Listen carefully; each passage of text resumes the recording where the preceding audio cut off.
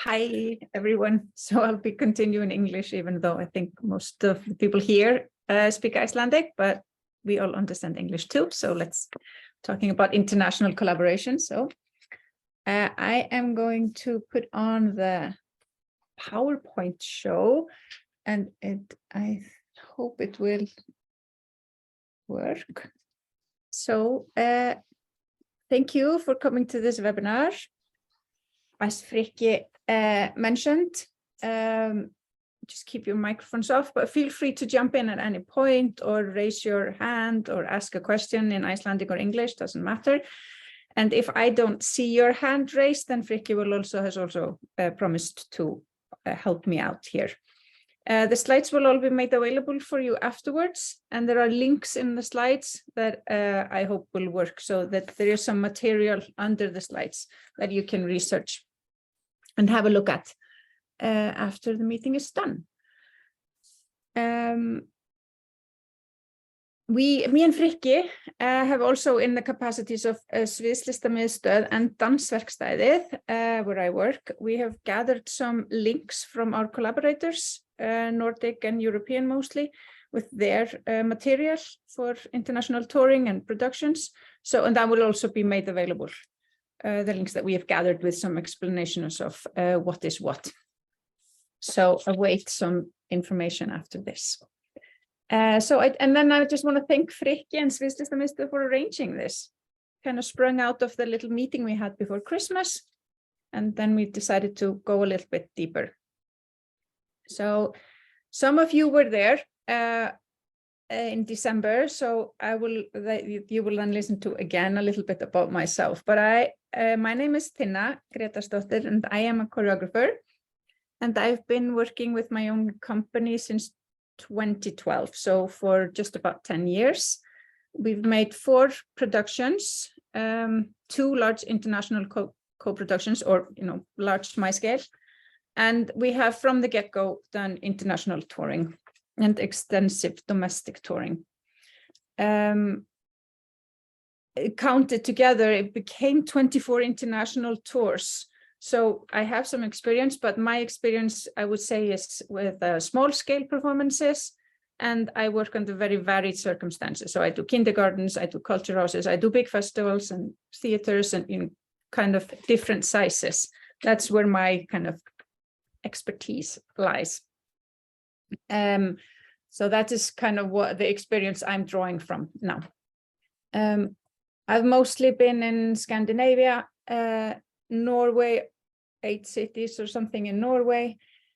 I've been Ireland, Malta, Korea, Hong Kong. So it has spread around the world. So we have different experiences from different places. And there's a lot of going back to the same theater. So I've been to the same places twice, or 3 times, or 4 times, or with all my shows. So that's kind of how it runs. That you get to know somebody and then you go back and again. But I just wanted to start with why international collaboration. I need to close the door. So because asking yourself why, it kind of answers also where do you want to go and how do you want to approach it. So, I mean, why it does create networks and tours, it can increase your funding possibilities and you will meet new audiences. But I keep asking myself why. And in the beginning, I just wanted to go abroad, I think. So it's also allowed to say that and think that, and that kind of changes the angle to how you approach it. And then as you go more and more abroad, you maybe become more selective, and then you get bit more of a negotiator and you want to get paid well, and so it's different, and it's allowed to be different. So I just also wanted to make you think that why did you want to do it? And and I fully admit that I just wanted to go to Korea when I got invited to go there. It kind of goes without saying. But when you've kind of looked into why, then how, and then it is always based on personal connections, but I kept it at the bottom of the list there, because like, how do you get the personal connections? You visit festivals and conferences, apply to all the open calls you see, the pitch sessions and the networking events. It doesn't always give results, but just remember, it kind of slowly builds your network. Also subscribing to newsletters and just to know the situation. And if you've done it once, it's such an easy thing to do again. But my maybe main thing is to become a part of organizations. Like if you are in the children's field, you do become part of Asitesh and Unima if you're in the puppetry. So, kind of mix with like-minded people. That is, so kind of if you have a specialty, really like nurture that. If you can go to festivals, now we have the Sviðslistamiðstöð that can support us, really do so. It's quite time consuming, but you get so much out of it. You get to see shows, but you also get to meet and possibly make new connections. I have, as I mentioned, these 2 international collaborations that I did that were very different. Strange Feathers sprung out of a meeting, a festival I visited as a guest in India in 2014. And that was a bilateral collaboration with an Irish company. So we set out to make an artistic product. That was our kind of aim. And you can see I started counting, and it's like 2.5 years of working, 3 years of touring. So it does really feed into this large project in the life of an artist. So, it can really be beneficial. And we had a clear aim for that project to make a show. And then there's the other big project that I've been in. It's about participation in theater. That's more research and educational based. And that also springs out of meeting people at a festival, actually. So it really does. Just getting into one place gives you another options. But then is more practical and more about for you. When you've made those contacts, how do you continue this? So this is something that I always get the question about, like, how do you, when you've made a contact and they ask for your piece, and then they will usually ask, what is your fee? And how do you calculate your salaries? How do you make a tour budget? And then I wanted to say, like, is it possible to have more than one venue? And usually the venue that you're going to can, point you into their collaborators. But there's also sometimes that if you go to one country, maybe you can go to more countries. So I try to see if you can do that, if you get one contact to make them get you into their network of getting more. Also just for sustainability reasons. And because it's so expensive to travel from Iceland, then venues will want to, gather up and split the cost of your traveling. But I made a little list to be included in the budget. So that's the next slide. So included in the budget, you have to have, of course, fee. And don't forget the producers. Don't forget the people that are home.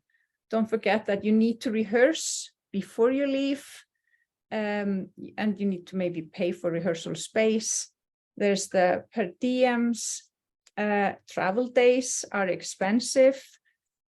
So, it's expensive to eat at airports. Of course, all travel and all transport costs. And that is all the taxis and all the trains and all the buses that you will need to take. Accommodation, of course, and administration costs. So there is a way to kind of calculate administration costs, maybe just 10% of the total that can be added on top. There is also, I was looking into a file from Odd Person today, and I'm going to ask her if she can share some parts of it. It's a calculation Excel sheet where there is where everything is kind of calculated in to help you just find the right fee. And there is also an 8% add-on in the end, where is like your money that goes to the company for the next production. So you try to, so if you're going to a larger theater or a bigger festival, then I would always suggest that you try to add a few thousands or 100,000 or something to the budget, so that you can have a little extra, because you're going to need it when you try to roll on to the next festival. There is of course, the per diems calculator from the state. There's the link there that just shows you the different per diems. Usually the theaters pay the per diems. You can also calculate it in, but I wanted to show you the Swedish calculator for fee calculations. And I'm going to ask Frikki if this is showing now. Is the Excel sheet showing now? Good. So I'm going to make it bigger. So there is a link to this also in the PowerPoint, so you will get it. So I just added in some numbers here, and even though this is all in Swedish and they're telling you what to put in there, I just did some Icelandic fees here. And it's just nice. I usually do myself a daily fee, and I look into List fyrir alla or another Iceland, or maybe the movie business. So as I do 2 performances a day, we usually just go for maybe, a set amount per day. So it's not per performance. But this calculates everything for you. So I thought it might be a nice thing for you guys to test after this, that you can look into what it actually becomes. It's also all the other persons, it's the amount of days, it's the technician here that's touring, it's the höfundaréttur, the rights. Here's the rehearsals before. And this is a very, everything is very small, but this tour costs 1 million kronor with a 10% extra add-on. So this is 1 million, and this is without any travel costs, any flights, any accommodation. So you see, it kind of calculates up quickly, but it's nice to see it in this whole, because sometimes you feel that you're asking for so much, but it's actually not. This is a very, very small amount.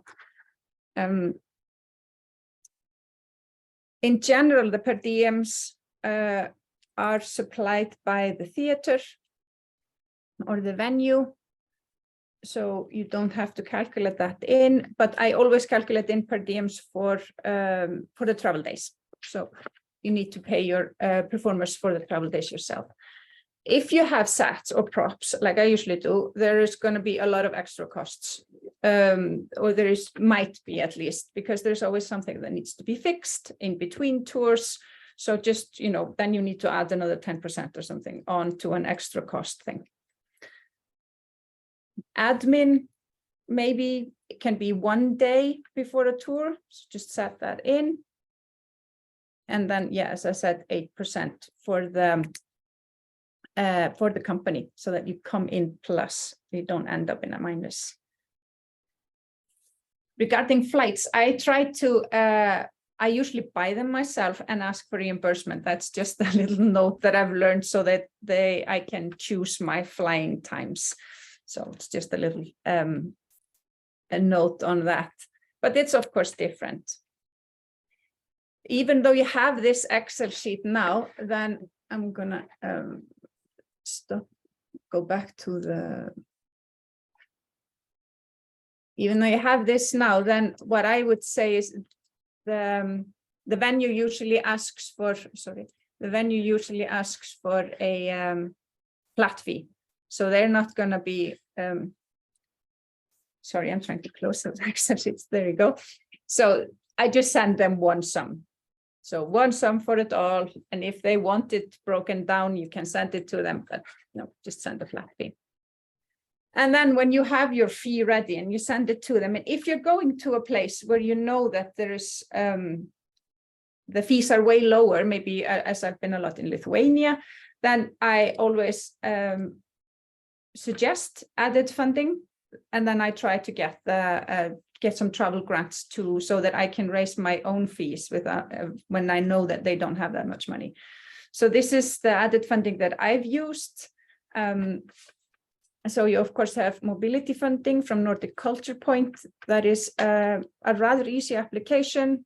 So I highly recommend doing that. They also prioritize the regions that are in the outskirts of the Nordic Baltic area. So we are prioritized. We are on the outskirts, and also West Nordic is sometimes specifically prioritized. So Norway, now Iceland, Greenland, Faroe Islands, and the Baltics, that's a good mix. So kind of gets you. And they are also specifically trying to support tours. So this is a very good one for us. And then, of course, the Performing Arts Centre, the new one. So finally, we have a place where we can go, where we can apply here in Iceland, and also an easy application. And I bet you all have applied there.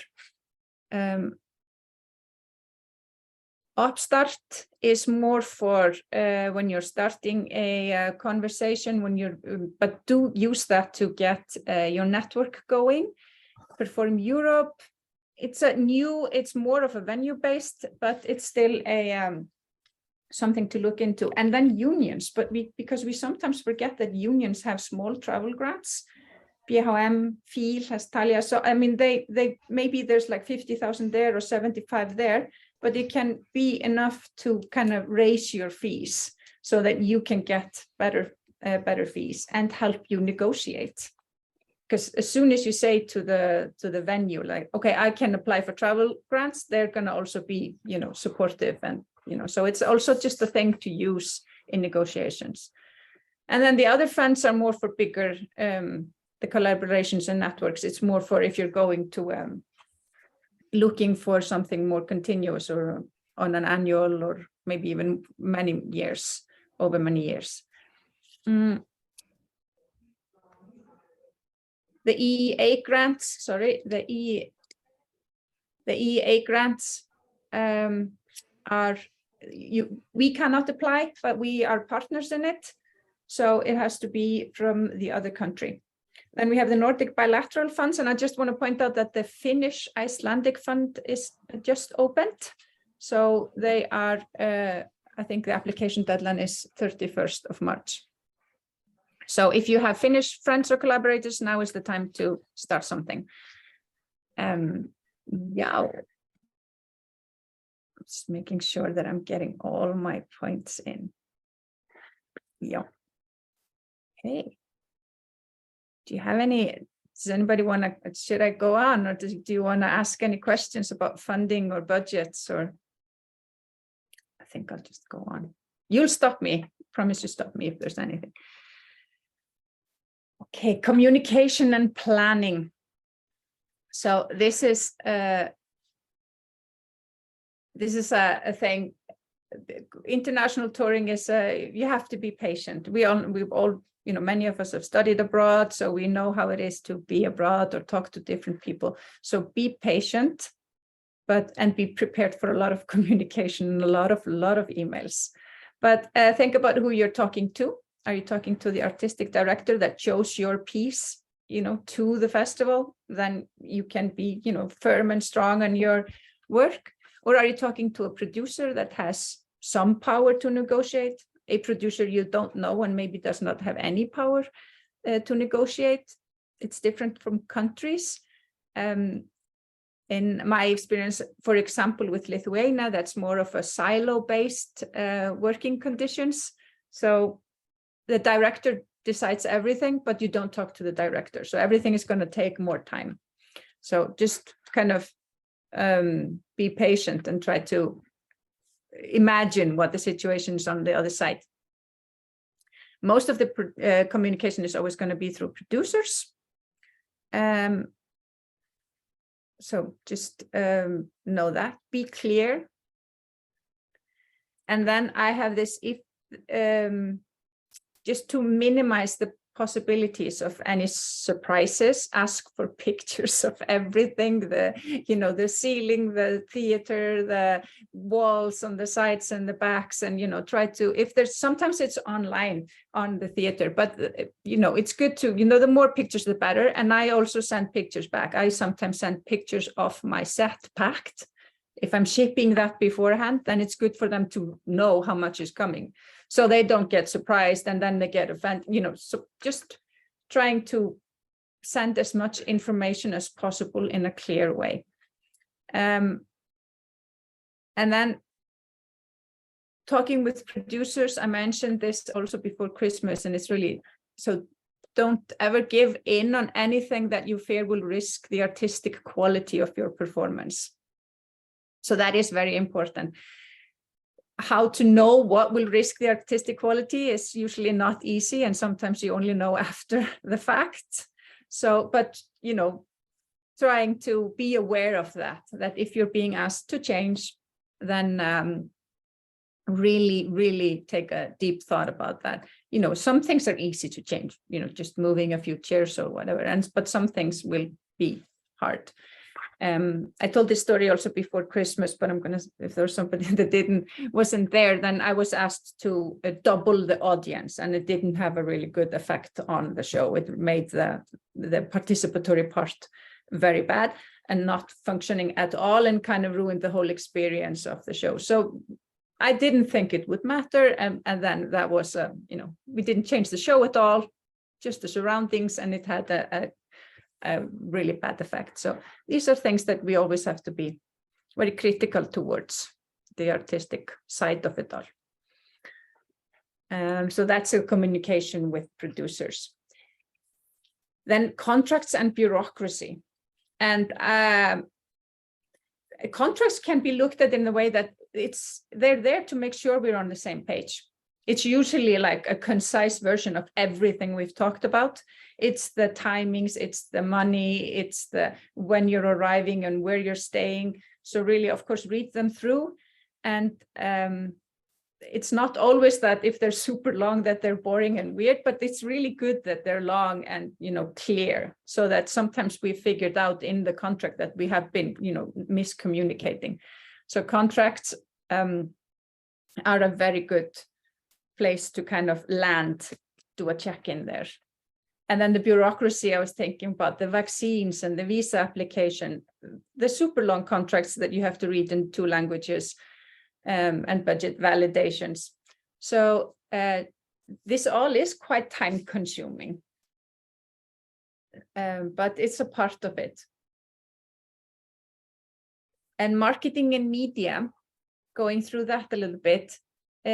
When you are communicating with somebody abroad, you of course need to have everything in English. You need to have the short text, the blurbs, and the longer descriptions. So that's something that you just need to have right away, to just have it.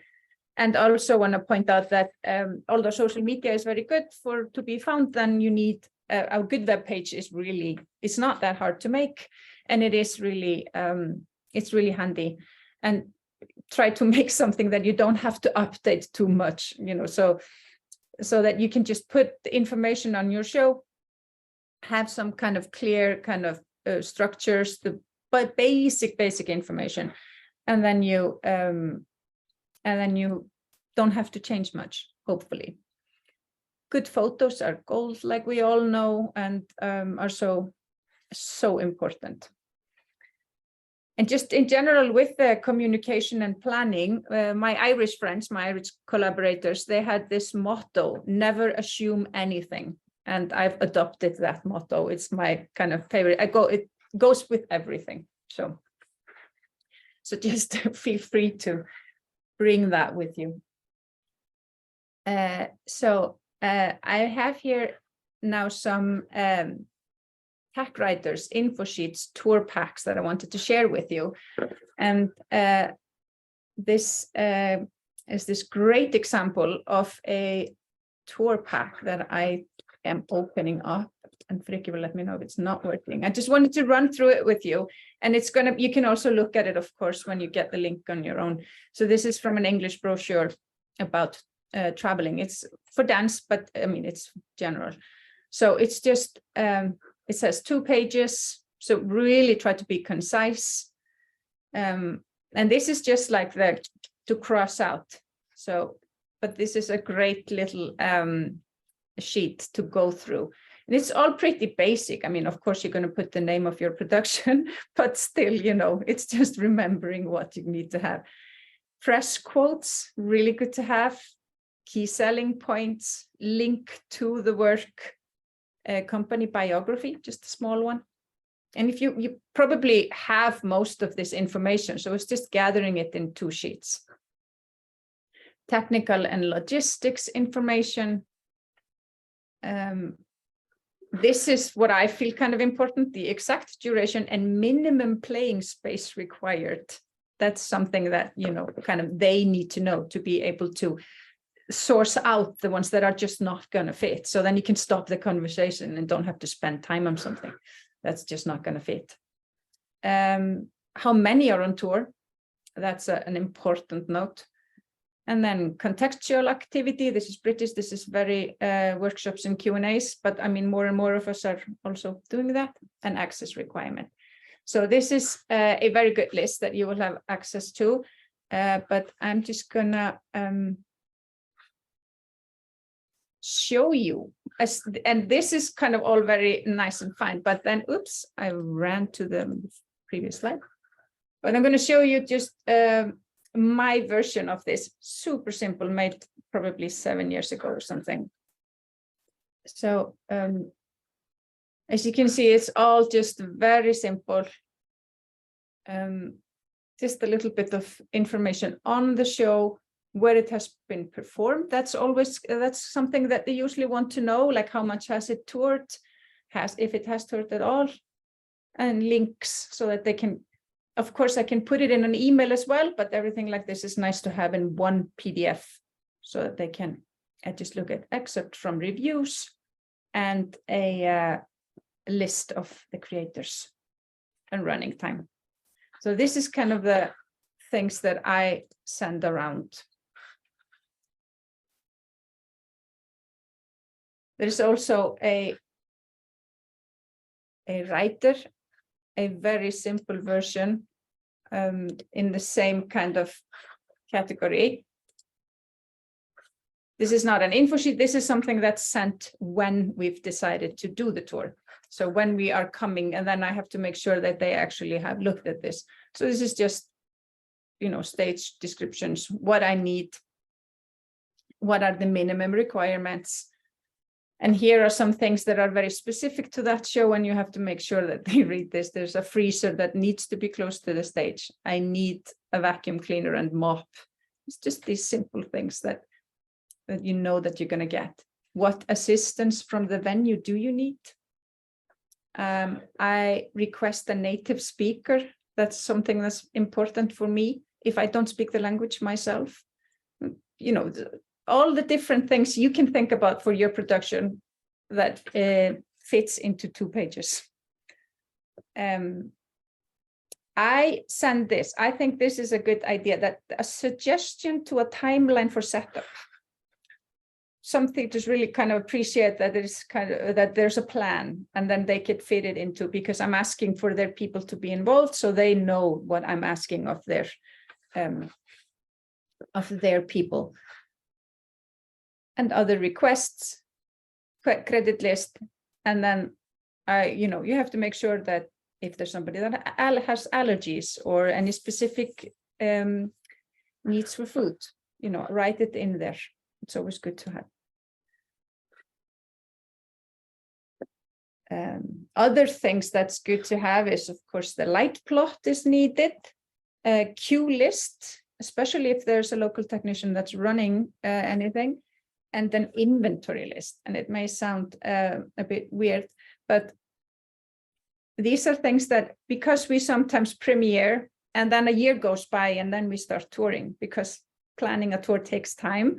So if the tour isn't planned beforehand, then it's going to take a little time. So having the inventory list and an overview of all the props and the set, when you're still working on the production, that's the time to make that list. So you can do it if you're performing. And then, you know, most of us are performing one weekend and then we have to take down the set and then we put it up again. So that's the time to make the inventory list, to make the pack list, units, and to write down all the cues and kind of, no, if you're going to be touring a lot, you might be having to rotate people, having new technicians. So just trying to have everything planned. And the good time to do that is when you're still performing, because you're going to forget. And this is kind of the little problem with our field, is we often don't have time to, you know, wrap up properly. You know, we just write reports and then we run to the next project. But, you know, it could be a part of the wrap up process is to kind of do a good inventory check of your performance. There's also, I wanted to show you a little bit more fancy writer, and I got this from Agnes Wild and her company Midnighty. And this you can see is another way of doing it, and a much more visual way of doing it. So I'm just rolling through this for you. And this is kind of a marketing pack as well. So it's this info sheet, it's marketing, and there's also a little bit of a writer in it, you know, the needs. So this is not so, you know, this is today, everything is so easy to make. So I really, after looking at her stuff, I'm going to remake all of mine. It's really nice, all of her designs. Still very simple and very clear, like this, like the personnel, just really simple, counting everybody that's there, even saying total 8 persons, like so that all the information just pop up and nobody really has to look for any information anywhere. Get in, get out. Theaters really like to get that information. How quickly can they get rid of you? That is a big, or like, can it get you off stage? Yeah, so this is other information and activities. Yeah, so this is an example of a bit more extensive. Oops, yeah, Sona. I think I have all the information set for this one. So get your light designers to make the light plot while you're still running performances. I also wanted, yeah, there's one more right that I want to show you how am I doing on time? Yeah, it doesn't work. So I'll have to share it with you later. But there is just a simple light plot could even be put into the writer if it's very simple. So then you don't have to make a special sheet for that. Yeah. I wrote in like a questions one, but we can also just continue and take the questions afterwards. I think that's going to be a good one. I'm going to start. So, touring with scenographies. That's kind of my thing. So it's a question of what fits your piece. You can do cargo, ship, or air. When you do cargo, you need to go through customs, you need insurance, and you need ATA-carné. So these are the customs papers. There's a link in the PowerPoint, so you can look at that if you want, or if you're going to. It goes straight to Viðskiptaráð, which takes care of these papers, and it's not. It takes a little time, and it costs money. It costs about 50,000. Well, depending on the price of the set, the ATA-carné, you have to pay for it, but it doesn't have to be that high amount. What you also do need is insurance for the things that are going to be shipped, and that's a few 100,000 kroners. So that is something that you need to have. You will get that all paid back. But for the first time I toured and did that, it was kind of a surprise that I needed to kind of put out a few 100,000 kroners. It's not always that you have that in the back. So just be aware. How you travel with the scenography depends on how the set is and what fits. Ship cargo is usually cheapest, but it takes a long time. You need 2 months in advance to send at least, just to make sure. that it's there. And because you preferably need to have it in the ship that's before the ship, that would do. Just in case something happens on the way, then you can make it to the next round. And you never know how much time the customs are going to take. I make the shipping company take care of all my customs papers, because then it's on them if they get lost. If they get lost, you can't get your stuff back. So that's kind of the thing. I mean, you will eventually get it back, but the customs papers and that Atakarne are there to make sure that you can get it back to Iceland without paying for it. So that's the, you know, it's proof of that it left the country and you're not importing something new and fancy. So this is, it does the shipping with ship, it does depend on where you're going, of course, and like where Eimskip or Samskip go to. So they go to Fredrikstad south of Norway and Rotterdam. So, you know, you will just have to check the routes. Just send them an email and get an offer if you're thinking about that. Air cargo is much easier. They pick up just at your house, and they and it can be on the same flight as you are almost. It's way more expensive, and you still have the same customs problems. But I sometimes send it air cargo out to make sure that I have it on the day I need it while performing, and then shipping home. So because then it's maybe, if it's no stress in getting it back to Iceland, then I can send it by boat back home or ship. So that's the, but my favorite thing is scenography as luggage. So I try to make my scenography such that it does fit. Just check the airline rules, they differ. Usually you have to repack everything. If you're doing 2 flights or 3 flights, there can be different rules for different airlines. So we have had to repack on an airport because one airline said 23 and the next one said 20 and something. So just make sure that you're following the rules. You need to, you have a limited amount of weight. So that you know that there's only going to be, you can't bring very heavy stuff on an airplane. I'm getting I think someone has their mic open, so I think it's Birta Guðjónsdóttir. Oh, I don't hear. Oh God. Okay. Oh, there are more people than I realized. Ah, okay. Seeing all the names now. Am I good to go again? Yeah, okay, thank you. Yeah, so yeah, and odd size is also, you know, usually just a little bit of the size of a suitcase. So just, you know, check all these measurements. And sometimes there's a limit to how much units can be per person. So maybe 4 or 5 per person. So if you're traveling, you know, 4 or 5, you can maybe have 20 suitcases. Just, you know, that's a kind of a max often. So if your scenography fits into something like this, then I highly recommend just taking it all on the plane. Then you just kind of can keep an eye on it. I just for fun put on the, this is my suitcase or unit list for the production Spor.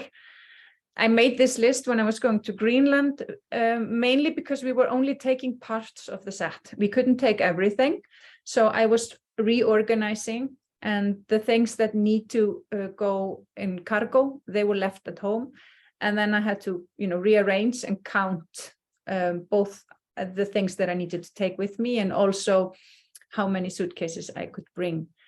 So this is just me having an overview. And also when you're booking all of these things, then I need to know if I'm booking an odd size, am I booking a golf bag, am I booking a suitcase, because they all have different prices and you don't want to be paying too much. So, and the kilos, it's really good to have actually the weight, because people actually ask for that more than you would think, the weight of the scenography. So anytime you're touring with anything, it's good to know circa the weight. So just putting it up on an Excel is gonna be very, very helpful. Yeah.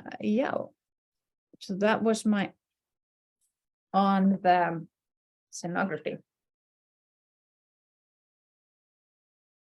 And then we're into challenges. So this is, of course, going to be different for everything. I put these two pictures because I find it funny. It's the same performance. It's from touring Vera and the water. There's 1 month in between. On the left, we're in Poland. That was our whole team. We were 2 that toured together. We had 1 technician local, and we had 1 interpreter, an actress. On the left, we're in Korea. We had 3 touring members. And then we had, these are my volunteers, and we're missing some. We're missing all the other. So there was just a cultural, very different cultural idea of like how many people I need. And I must say, I preferred the few people. It might be the Icelandic style of like it's easier to control less people. So I had almost way too many volunteers in Korea. But I just found them. There's such cultural differences. But my main, maybe the main challenge is time. There's never enough time to set up or de-rig. And touring is never an easy job. It's always, there can be, if you're lucky, it's just a normal day. But most of the time, very often, not most of the time, very often it's like 12, 14-hour days. But the good part is that it's also so rewarding. You're not doing anything else. You're kind of just abroad and you don't have to take care of anybody. And you're just you're kind of reliving this kind of time when or now I'm giving away my age, but this time when you just lived in the theater. So it's kind of, for me, it's a very nice thing, but it's never enough time. And there's always so much work to be done, at least because I have lots of props and scenography. I'm trying between shows, I'm trying to make it more hassle-free. And I did learn a lot from like my first show and to my third show, which is Vera on the Water, which is very tourable, very easy. The set fits in 3 cases. So I was really trying to kind of make the perfect hassle-free performance. But of course, I made frozen props that need to be there and made a day in advance. So we kind of complicate, or I tend to complicate things for myself. And then you also just have to follow your interest, of course. You can't be making something or maybe you could, but then that would be your interest.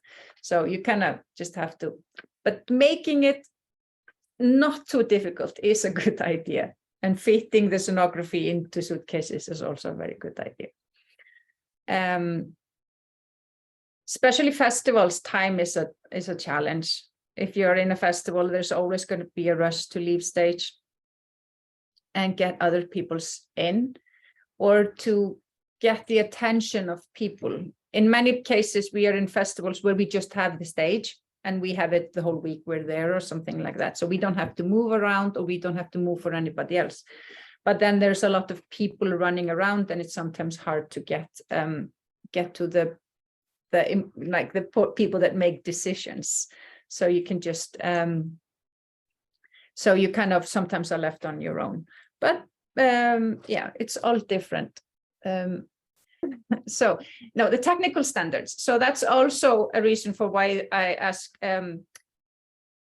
if you have a technician with you on tour. That's, of course, by far the best, somebody that you know and that you can tour with. Then trying to get that person in contact with the technical person of the venue or the festival is best, so that they have already talked in their technician language. So when I try to negotiate in between, so that they can be prepared. I've heard about, the people, you come and you see the light console and it's something you've never seen before, so that the technicians have talked beforehand and everything is clear. I've also toured without technicians. It's not recommended. It makes everything much harder, but it's also possible if the performance is very tech-light. So if it's, not very important that there's a spot on this thing or that thing. So it can work. The cultural differences is also that, as I mentioned, there are different, working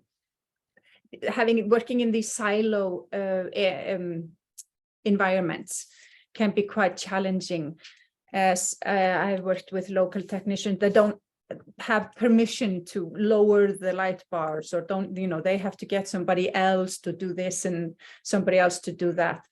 And that is also in bigger theaters sometimes, where people have very specific jobs and are not allowed to do anything else. This can be extremely time consuming and very frustrating, especially I think for us Icelanders that are used to just things happening and wanting it to happen quickly. And also because we don't have much time, we want to, be prepared. So I always try to travel with my own technician. It's not always possible. And sometimes it actually is fine. Like the picture on the left, the lovely non-English speaking Polish light designer that did the lights. It really didn't matter. Everything went really well. And then 2 years later, I went back again and worked with him in another production where I had an English light designer with me. And that was it really didn't go well. So it's always based on the production. The second time we were there, we had a way more tech-heavy performance. It was much harder to make. So there, the community that we didn't speak the same language became a problem, which it wasn't in the first round.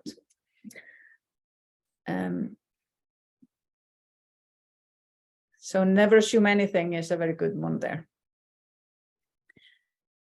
Also, a cultural crisis in Korea. I accidentally offended my local technician and he didn't talk to me for the rest of the tour. That was an interesting experience, but that can happen. And, it was a real challenge in just being patient, making things work anyway, and also trying to figure out what I had done wrong, but I still don't know. Something I did. That was some language difficulties, I think. The thing here is that for us in Iceland is that the frame for performing arts is so small here that if we would afford a producer, a technician, and the staff, it would be smoother sailing. It would be, the communication would be, of course, easier. But, and having no technicians, schools or educations here is also a problem. But hopefully we will get more support around that can help us to tour. But everything has gone fine so far for all of these tours now. And it's all very educational, each one of them. And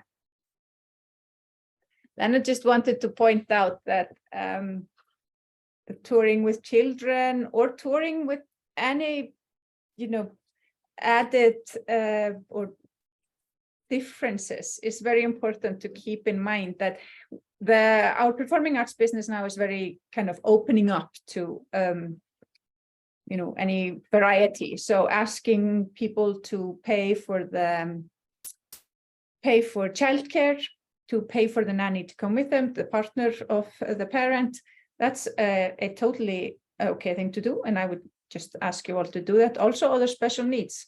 We're always talking about inclusion. If you have a performer that needs somebody to follow the performer with them on tour, then the venue should pay for it.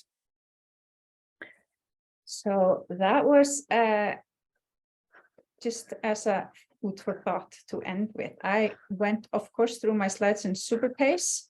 So I was gonna be there's actually a, yeah, okay. So I wanted to see if there's any specific questions or anything that you people want to ask about. Can I ask one thing? Hello? I think it's all, I'm kind of hoping that this might be kind of a, maybe I should take off my share. No. Yeah, there was a question from Lovisa. Okay. Hi. Is it in now? Thank you, Tinna. Do you hear me?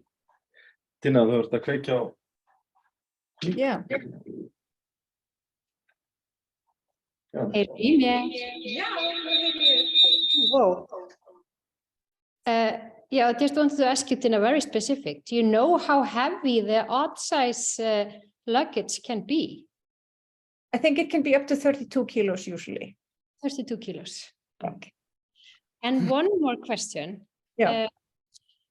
Because when you're doing the budget, maybe I came in a bit late because of the rates. Like, how do you deal with, we have one rate, but maybe the country that you're traveling to has a completely different rate. How do you navigate there? A very good question. I kind of jumped over that. I'm realizing now. So I have my rates that I try not to go below. And then if I go to a country which has higher rates, which are, if I'm going to Norway, I check the local rates and then I go up, of course. But I navigate with, I try to offer them, you know, that I lower the rates by, but I will add funding from with the mobility funding or something like that. But are you thinking also when there are different people on stage that are getting differently paid? Or more euro? No, it was more this, you know, like because of course the Icelandic, if you're going by the Icelandic contracts, it's going to be usually higher than in most places. Yeah, and you of course have to also then it comes down to a little bit of the like why you're touring. If it's something you really want to do, or you feel that you might give you some other jobs, then you might lower your rates. But also, are you doing more than one performance? I usually never do just one, but that's just the world I'm in. So if you're doing more, you can make like a pack deal or something. I usually do my day rates and not performance rates, but it really doesn't matter. It's the same thing. Thank you. Can I ask a question? Yeah. Yeah. Hi. No, hi.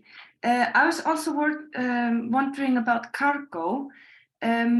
Like if you have a connection flight, have you had like, I get kind of scared. So I ended up like shipping my things because we were like scared that they wouldn't get lost in the connection flight. So how about that? Yeah, it can. Sometimes in some countries you need to pick it up and move it so you know that it will follow you. Mm-hmm. But I understand that, and it has happened. When I landed in Korea, the luggage was still in Iceland. So but traveling to Norway should be quite safe, or I mean, Norway should be quite, also because Norway usually makes you pick up the stuff and then re-check in, which is super annoying. But, can I ask more about cargo? Like, what do you do about like smoke, like handheld smoke machines? Do you put them in like this, especially if you have to carry your liquid as well, like the smoke liquid? I haven't traveled with a liquid, with smoke machine. I'm thinking that the liquid would need to be in the luggage. Yeah. And then you would just need to pack it really well. I've just traveled with like glue and stuff like that. Mm-hmm. Spray, which was not popular. So yeah, I would. But also, if you can't get your hands on these, what are they called, like flight cases? So if the theaters have, I know Iceland Dance Company has, I have some, so flight cases are really good to have. Mm-hmm. They are usually heavy, and that's what's annoying with them. They may be like 15 kilos themselves. Mm-hmm. So if you have like precious things or like that need to be a little bit more careful with them, then mm-hmm. you can put it in a flight case. Super. Yeah. Good. Tack. Ég meina spurningu. Can I add to that as a flight attendant? Já, ég spyr bara eftir. You have to make sure that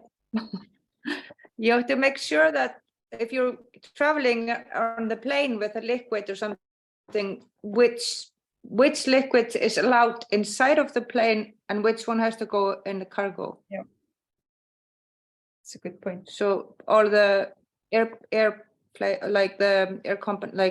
flight companies will have those information on their website. Yes, dangerous goods. Spray cans are not allowed in luggage. I I was called out on that in a German airport. Yeah, you could end up with having to leave a lot of important stuff if you put it in the wrong place. Yeah. Takk Ada. Gia, you had the Já. question. Já, hérna, I'm wondering, like, I mean, it's a lot of work to plan the tour. And, you know, when you said administrative fees, would that be that, you know? Yeah. Okay. Yeah. So I would, I mean, in the beginning, it's always, of course, mostly going to be the most work the first time around. You know, some things are always going to have to be done. You know, the communication is always going to be there, but you get quicker, of course, and you don't have to maybe prepare as many information sheets. But I would, okay, I'm going to say this, but I've never done this. So this is like me not practicing what I preach, but, you know, trying to keep an overview of the hours you spend is a very good to have, even though you don't get paid for it all, just to know, and then you will also maybe start adding more onto it. And of course, yeah, so trying to understand how much time you spend on it. Yeah. Hérna,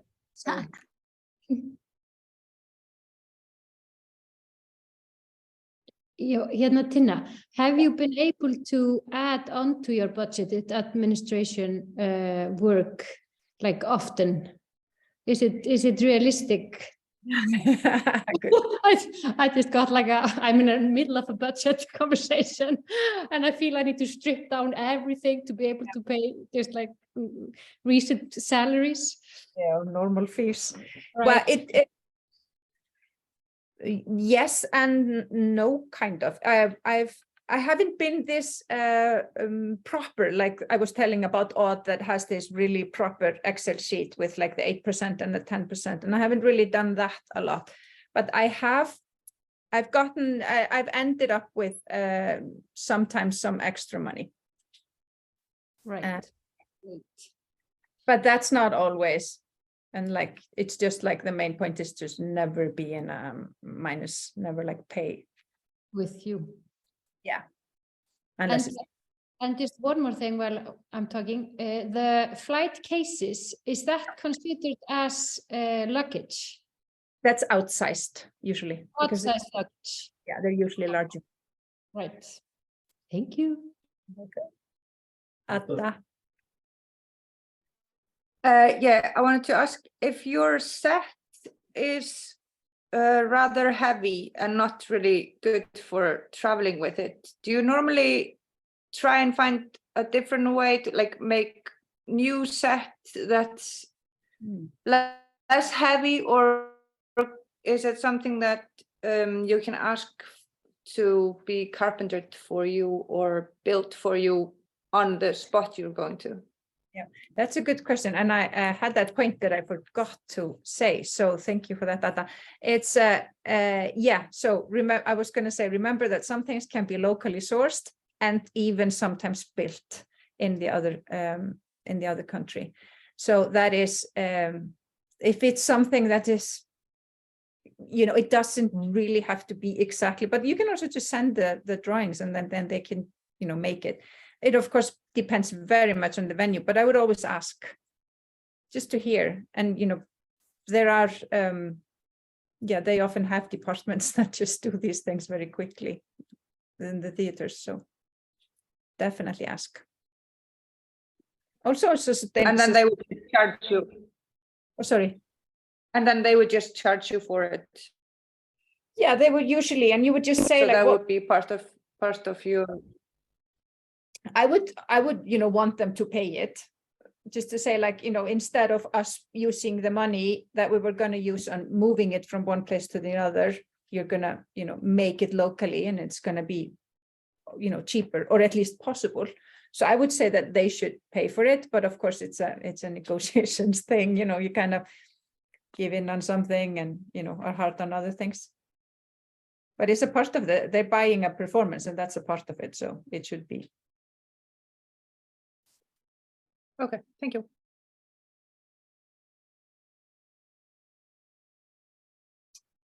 I think Birta has a question. Hello, hi. Thank you so much for, I could only, because of other engagements, participate in a part, but a wonderful, project and presentation. Thank you so much. I'm wondering about, I might be mentioning something that you already mentioned before, but taking the chance. There used to be at a certain point, so I'm speaking from, say, the visual art real, which also absolutely has to do with similar sort of challenges. And there used to be at a certain point this sort of, well, and maybe it still is there, a sort of diplomatic facilitation of transportation. So meaning, for instance, when the diplomacy with probably then, you know, furniture and, you know, things for like embassies, I guess, or offices, would be transporting objects between, including artworks, like visual art works, objects, would be succumbed or would be a part of some particular diplomacy sort of rules that would be outside of the normal tax situation. So I'm just wondering again, if I'm reiterating something that you discussed before. Sorry, I was just not able to follow the whole discussion. But if you haven't discussed it, I'm still always so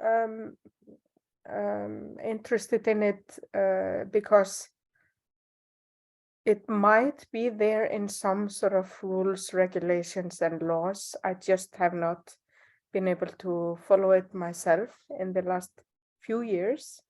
So I'm just wondering if that is speaking into a pool of knowledge of someone else, including yourself, obviously, but someone else who is participating. This is very interesting. I haven't kind of gone down this path, but of this movement of like moving stuff from embassies or something. Of course, we don't pay any taxes because we're using, I mentioned the Atakarne papers. So these are kind of, those are to make sure that we don't go through customs, so that it's a proof of return. Right. So then we can get out of the customs problem. But I'm thinking like, oh, there's this is interesting. This might be a way to also move your stuff around, kind of hitchhiking on the diplomacy. So this is something that we should look into, the performing arts. I know also, of course, the visual arts, it's usually kind of, it's, you know, very expensive stuff that needs to be taken care of in a special way. So that's why it's also, but it's an interesting point. I don't know anything. Is there anybody else that knows anything about that here in this group? No, maybe not. I can maybe add the Atakarne system. I'm really familiar with. Yeah. But there is a tendency, I would say, from the perspective of maybe I want to say the visual arts, or, you know, moving objects around that don't have an end result, you know, then it can become a little bit tricky. Yeah. And even if you take out of the equation the possibility of something being sold, it's just the homecoming date is maybe not determined when the object starts to move around, whatever.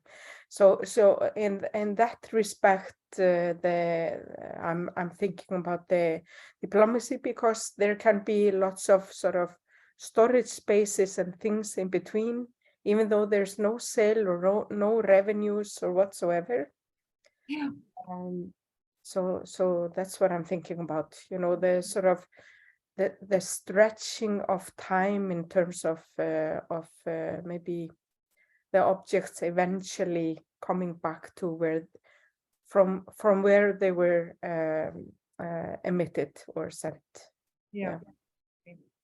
Oh no, that's a very interesting. And of course, when you take it on a plane, it doesn't matter, but that's like with finer things, heavier things, bigger things, that's not possible. But that's an interesting thing that I've never thought about or looked into. So it's a possibility there that we might be able to use that.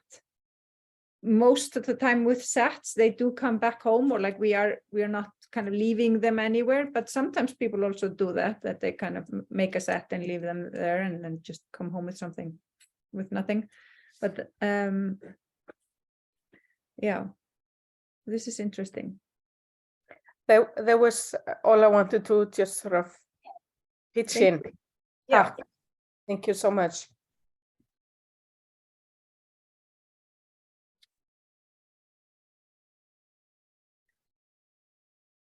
Yeah, I'm just wondering if there's anything that I should say that I feel like I forgot.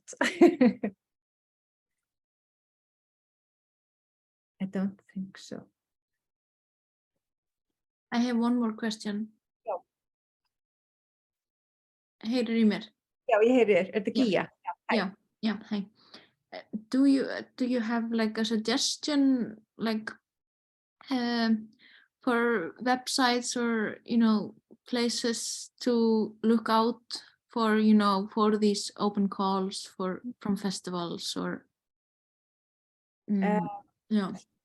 maybe Ricky, I have some lists from my collaborators about like residencies and festivals, and of course the thing is it's always really good to use other people's personal connections. That's a nice way of connecting with others. But I don't know if Ricky, if you have like an overview of festivals or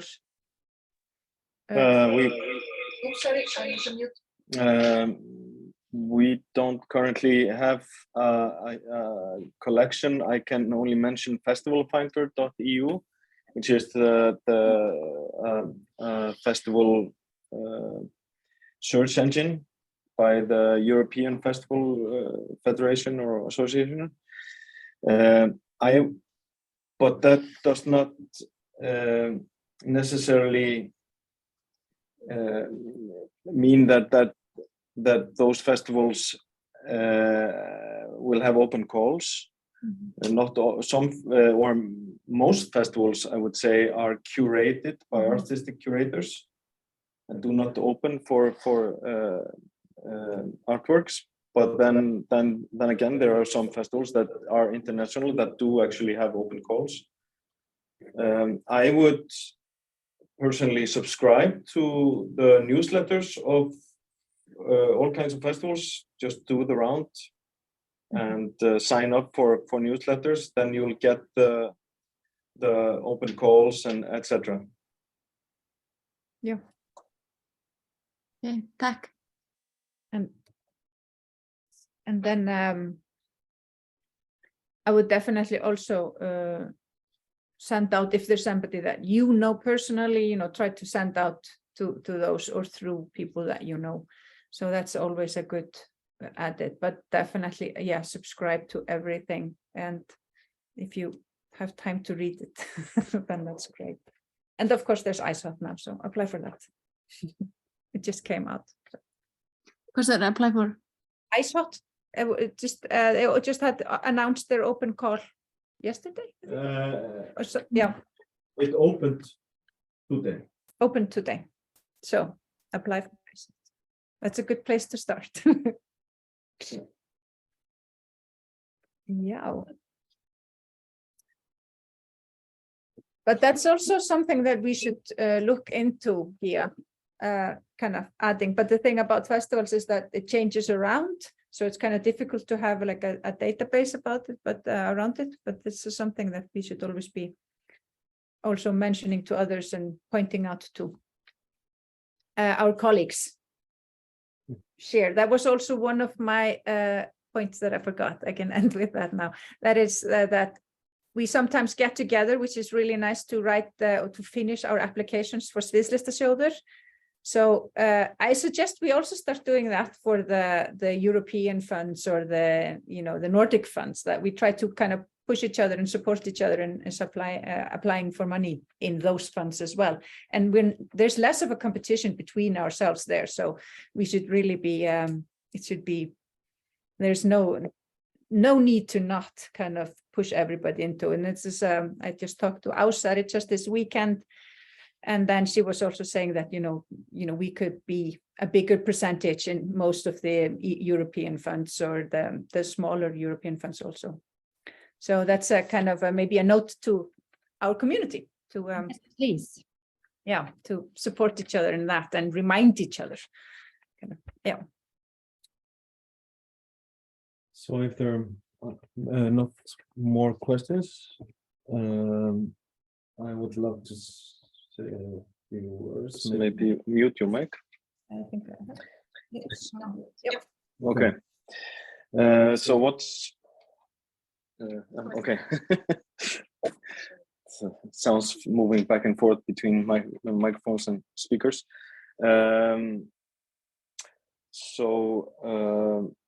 So what's coming up for the Performing Arts Centre is that we are planning for a workshop, like a long-term workshop or a guidance or mentorship opening up in March, aiming for artists based in Iceland who want to expand their creativity to the international field. So we'll have a mentor or an instructor from Denmark to come over to Iceland to do a full 2-day workshop in person, and then we'll do continuous meetings every 3 weeks where you will get assignments and work on your personal project, aiming to apply either for the Icelandic project funds or maybe international funding, Nordic funding, or Creative Europe. So that's coming up in March, and will continue throughout September with a summer course. So that's a bit of a heads up. And as Tinna mentioned, and just to reiterate and remind, especially choreographers and the dance community, that the ISAT Nordic Dance Platform will be happening in Oslo in February 24, and there are open calls happening right now. It's open today and will close on March 30th, where you can apply for a full-length piece to be shown during ISOT in Oslo. Last year we had 3 performances from Iceland that were shown in Helsinki, and then additionally there is a pitching program called More, where there are 3 companies usually selected for pitching. So you can pitch either existing project or an upcoming project that you need collaborators, or you're looking for some additional collaborators or artistry or venues or whatever is needed for that project. And I encourage you to subscribe to the Performing Arts Centre newsletter. I will post a link on our Facebook site in the coming days for the sign up for a newsletter. And then please follow us on Instagram and Facebook. And if you're not part of Sjálfstæða leikhúsin umræður, please do that, because there's a lot of activity. I think most of the knowledge or information is actually put out there, both on existing shows, things that are happening, courses, and opportunities constantly being posted on that Facebook group. So yeah, I think that's about for now. I want to thank you all for participating in this webinar, and I think thank you, Tinna, for gathering this information and putting it together so eloquently and being really clear. You can always contact us at the Performing Arts Centre and guest Tinna as well for more information, and we will post this webinar on our website, and the handouts, the slideshow, and all of the information that was presented in this webinar will be downloadable from our website. So thank you very much, and we'll be closing the doors now, and you can expect more webinars from the Performing Arts Centre in the future. Thank you very much. Bye.